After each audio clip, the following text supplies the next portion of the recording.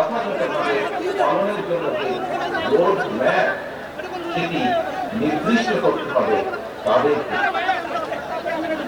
আমরা আমাদেরকে বাস্তবতা বিবেচনায় পরিষ্কারভাবে আমাদেরকে বুঝতে হবে যে সব পরিবর্তন সাধন যেমন তাদের পক্ষে সম্ভব নয়, তেমনি এমন দায়িত্ব তাদের কাঁধে নেওয়া সঙ্গত হবে না যেটা তারা বহন করতে সক্ষম নয়।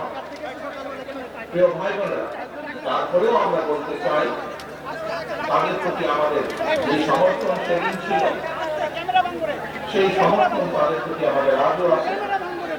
তারা জনগণের মূল যে দায়িত্ব পালনের জন্য আজ দায়িত্ববান গ্রহণ করেছে, সেই দায়িত্ব যাতে তারা সঠিকভাবে পালন করতে সক্ষম হন, সেই রকম সমর্থন তাদের প্রতি আমাদের অবশ্যই অব্যাহত থাকবে। প্রিয় ভাই বোনেরা, আমাদের আরেকটি বিষয় আজ অনুধাবন করতে হবে, বাস্তবতা বুঝতে হবে।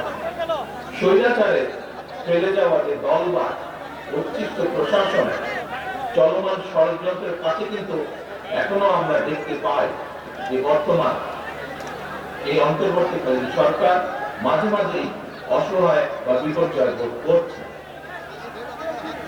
এর অবসান যদি না হয় তাহলে দেখা যাবে যে এদের বেড়াজালে আবদ্ধ বর্তমান অন্তর্বর্তীকালীন সরকার ছোট ছোট বিপর্যয়কে একসময় মহা বিপদ হিসাবে নিজেদের সামনে দেখতে পাবে।